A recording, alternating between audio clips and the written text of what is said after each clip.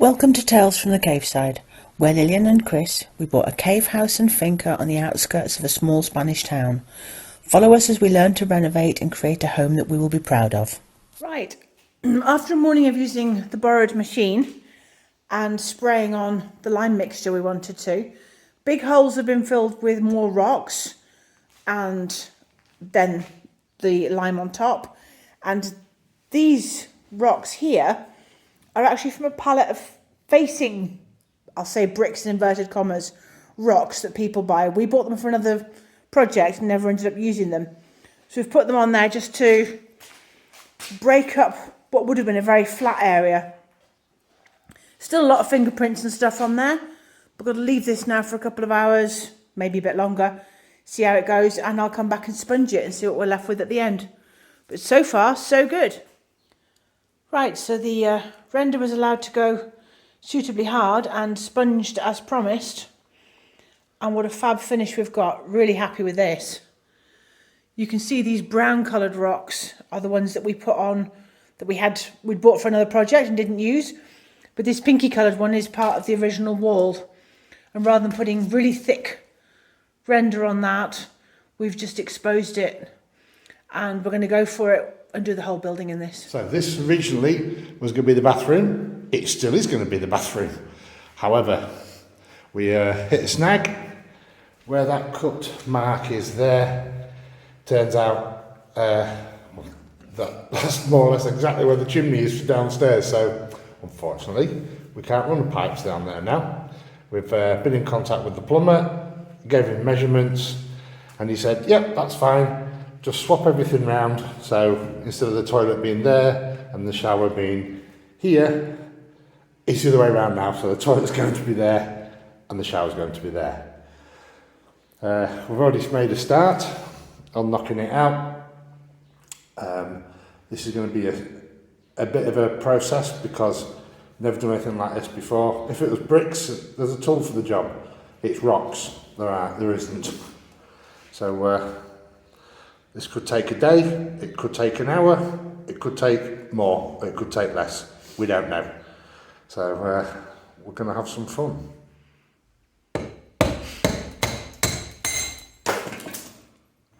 You through?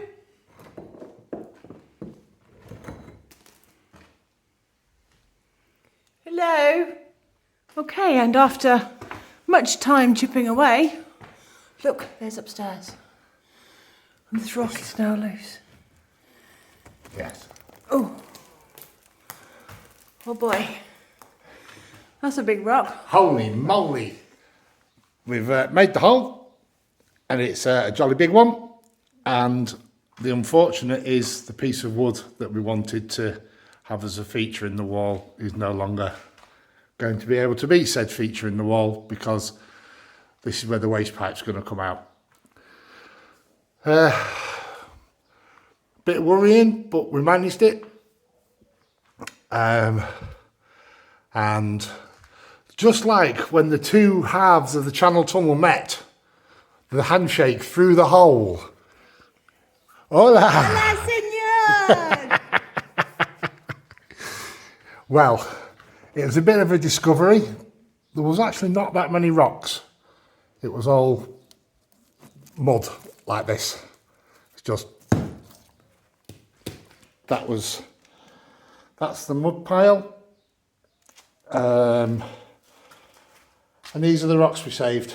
And I'll use my size 11 shoe croc as a representation. So not particularly big. Some other small bits, and there are obviously some small bits inside. But it's hollow behind this wood, and it's hollow in there, and there was nothing there. We didn't take anything out. It just fell. There's a few spider webs. And that's it. And I'll pass you through the hole to the boss so she can give a little bit of a film from the other side. That'll make everyone feel sick. I know. Rubble that came out of the hole. Don't know why it always works that way. The rubble is there's much more rubble than you think actually came out of an area. Oh, don't do that. Do you remember we may have thought at one point in time, if this was floor level, which it turns out it is, Yeah. that these were to do with the floor. Yeah. Yes, because these disappear underneath this rock. Yeah. This rock here, they go underneath, and that would be in line with the floor that's there. Yeah. So, Wish our torch hadn't broken. I'd love to see what's down that hole. more hole. Hi, Okay. Kai. Hi, Kai. What can you smell? Loki. Loki.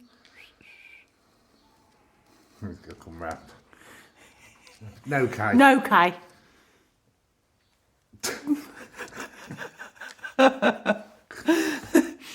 I need to walk backwards. And you can't. And I can't because I'm going to fall over something. But you're going to see this from a distance. This is hilarious. Oh dear, oh dear. More angry weather arriving. Yeah. Yeah. Well, this one's for my friend, Mr. Sace, if you're watching. Yep. You can rib me a bit more about how much it does rain in Spain. Yes. Yes. Well, it's raining.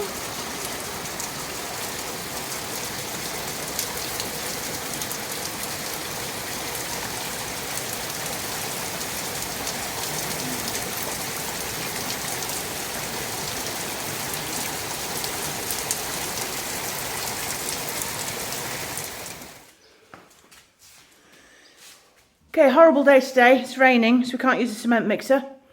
Electric cement mixer, not good in the rain. So Chris has made this up. We used the drill. Just made up a bit to do bits of this and bits of that. We're going to put some rocks in and make this more secure because it's somewhat precarious, this little arch. The rocks ready to go in and a brick to fill in the space at the bottom. And also we're going to just make this more secure, because tap it a little bit or the dogs pop their heads through, as you saw earlier, and it all rattles a little bit. So make it more secure either side, obviously still leaving the hole for the plumbing to be able to go through later. Okay, so we've seen various YouTube videos, people have used this, basically a piping bag like you would use for rather a large cake, to pipe muck, whatever it might be, into various holes where it's difficult to shove it in. We've bought this one off Amazonian, and this is our first time of trying it. We'll see what happens.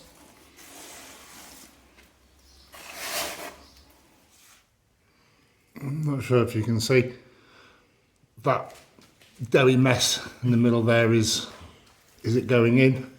This, yes. It's certainly easier than doing it by hand. Yeah. But the interesting bit will be things that are really difficult to do by hand, like upwards.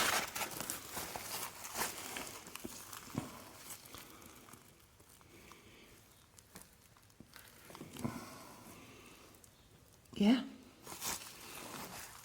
Probably can't see anything on the video. No, nothing at all. Okay.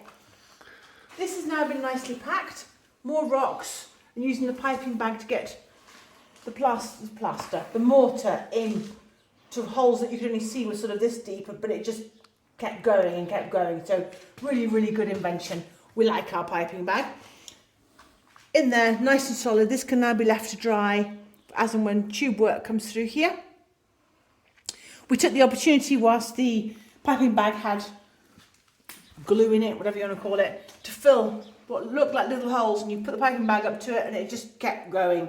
So holes that, again, looked like nothing, we've managed to fill, and at the end of the day it's all just more solidity. Chris managed to fit this part brick in and a couple of rocks here, so we've given more strength to this flapping in the breeze arch.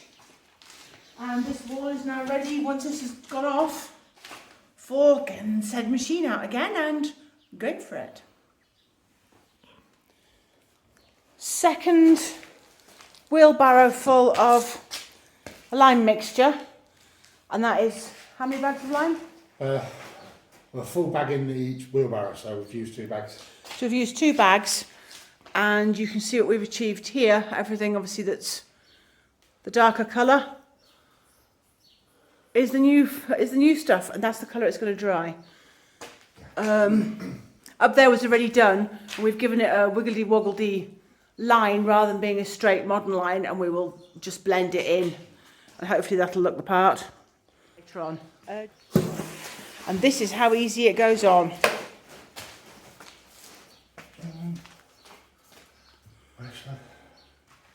Well, I might as well start at this end again and do the second coat. Okay.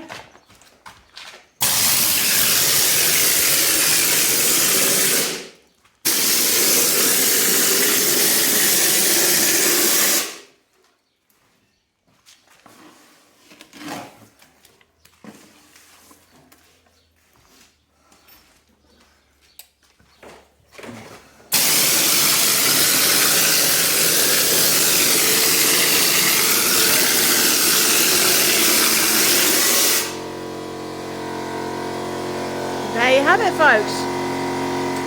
Well, that's nearly the second barrow load of lime mix done. Gives you some idea of the progress of how much coverage there is. Managed to cover all of that up to about there. It's had 2 coats. This has had 1 coat. We're hoping to get all of this wall done today because it's going to take probably about 3 hours to sponge down. So it's going to be a long day. 4 wheelbarrows later, and here we are.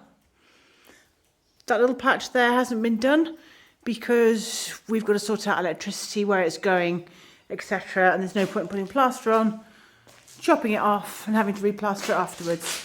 We know it's going to have to be something along the lines of down there and possibly down into the floor. We've yet to talk to the electrician about that, but yes, that's been left on purpose. Nice rough coat, do a thinner fine coat tomorrow and then sponge it down.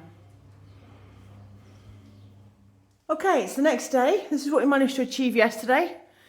Took longer than expected. One, because the little compressor that we've very kindly been lent, I'm not complaining in any way, shape or form, you can only do about 3 bucketfuls of the stuff that you're spraying before you then have to wait for it to load up with enough pressure to be able to push this plaster out. So it takes significantly longer than you expect. And we had some neighbours visit. They wanted to see where we were at and what we'd done, and that was really nice. But before you know it, that's eaten into an hour and a bit of your day. So yes, we were hoping to have got this done yesterday. However, it's been left overnight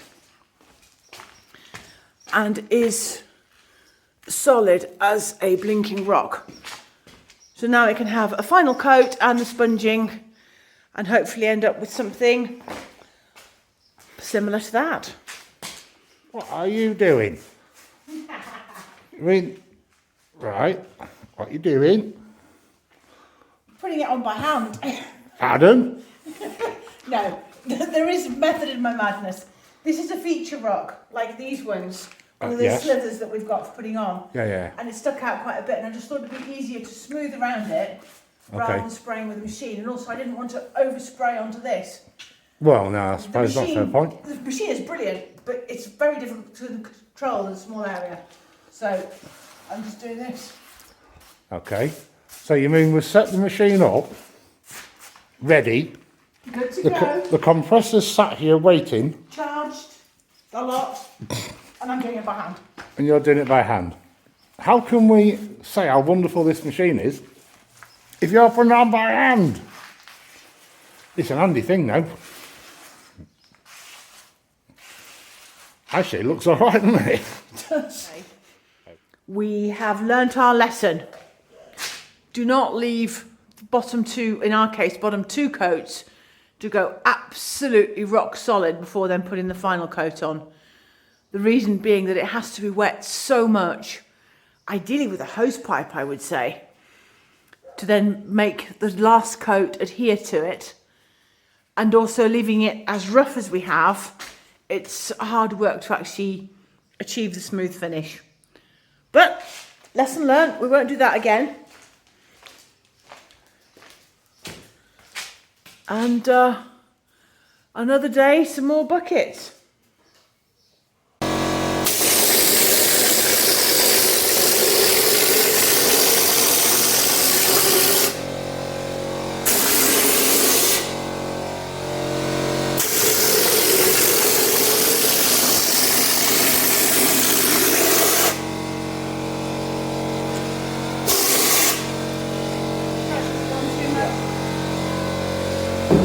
See down here, all that lot is what dribbles out the bottom, and as the pressure drops, so it's not a constant force, you get more of that.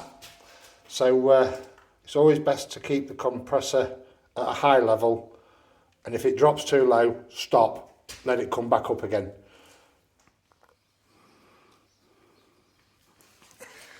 Okay, just like to share a few thoughts after using this compressor and this spray tool for a week. We've got our heads around it now. These tools, this one, and this is the condition I was loading them in actually, been previously used obviously. This one is meant for spraying ceilings and up high, like this. Unfortunately, the seal had gone so it doesn't work properly. So we never really got to try this one. We tried it with a little bit, but it just didn't work. So this is the one that we're actually using. This is meant for walls and lay down, and as you can see, it sprays a fan out. There are 4 jets inside, and that's how it works. You buy these off Amazon, vary in price, but it would seem that they're all exactly the same. It just depends on whose shop you click on to buy it. Unfortunately, they come with a standard fitting, which is not this. It's one that's designed to be pushed into a pipe. So it's all like serrated on there. Push it into a pipe and clamp it on. So keep in mind, if you buy one of these, you need to change this fitting to the correct fitting for a compressor. So you push it in and it clicks on. Now, regarding the compressor, 50 litre, it works okay.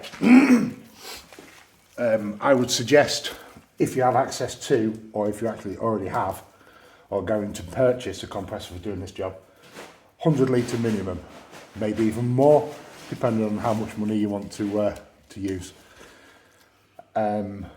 This one, it gets to a peak of 10 bar and then cuts out, and it works great, all the way down to about 8 bar. It doesn't take long to lose that pressure. Once it 6 bar, I apologise.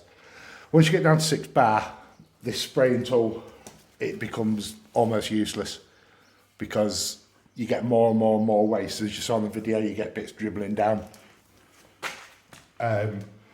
which equates to waste. Although you can scoop up, you've got a nice clean floor, and reuse it. If you've got polythene down, there's no dirt. Or as we did, we just used it into the bottom because we've still got to dig out the bottom of this wall anyway to relay in pipe, so we just used it to pack areas that we're not intended to cover yet anyway. And that's it really, just a little bit of a heads up, maybe a bit of information that might be of use to somebody, and possibly not, who knows.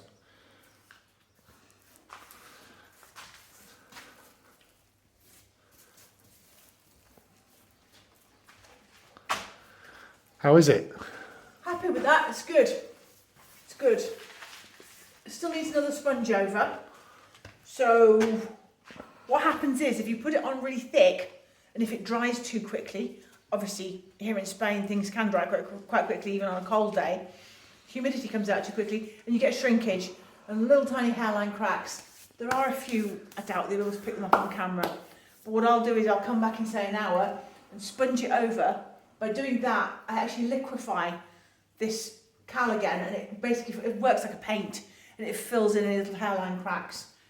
We were very lucky, the other bits that we did over there, that never happened, but we didn't have to go on so thick over there. As we said earlier, we're not going to make this mistake again. We'll definitely make it that it can go on thinner. But up there, it had to go on quite thick, otherwise it looks ridiculous with the divots that we had. So yeah. Sponging in an hour, I'd be happy with that. So, that was the original bit that we did as a trial and was happy with it. This is the cutout for the chimney for the fire downstairs.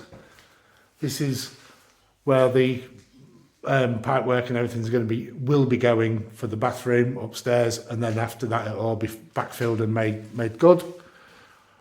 That's the random window that we discovered. That's the window for downstairs, and I'm not sure, but with the way the light is at the moment, you should be able to see the effect we were hoping for, and we've actually achieved.